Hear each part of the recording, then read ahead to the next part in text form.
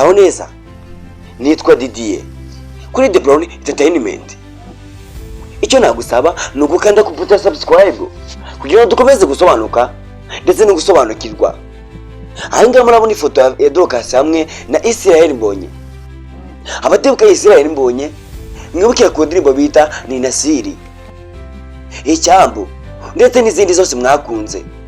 Uyu DROCAS mumuze nka murumuna wa Vesina. Gusa muri aka kanya mbazaniye amakuru abantu benshi batabasha kuba bamenya kuri Islaer mbonye hamwe na DROCAS.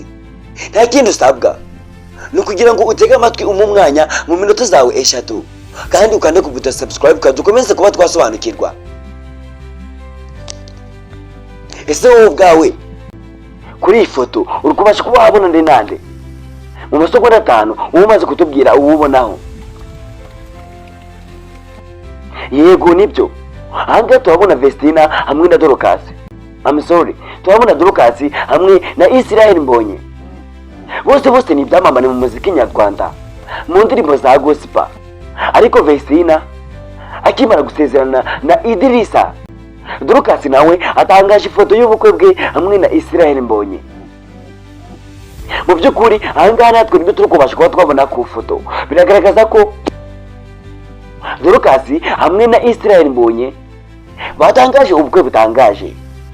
Mu by'ukuri koko ese wowe urabona mu bukwe bwa Idrissa hamwe na Vestina ubukwe bwa DROCAS hamwe na Islaer mbonye n'ubuhe bukwe buzaba butwika? N'ubuhe bukwe buzaba burenze? Bambe turibagiza ko havuye mu bwa DROCAS bwa Vestina bwabasha kuba bwarangira. Ese mu by'ukuri tuzabwiranya hamwe n'ubwa DROCAS ryari? Ntago batangaje itariki. Mu by'ukuri iyi nayo tubico nibasha kuba yabahereza amakuru y'ingenzi kandi amakuru ikabasha kuba yabahera ku gihe. Nta kindi usabwa rero nukwera go ubashe kuba wakanda ku buto subscribe dukomeze gusobanuka ndetse no gusobanukirwa.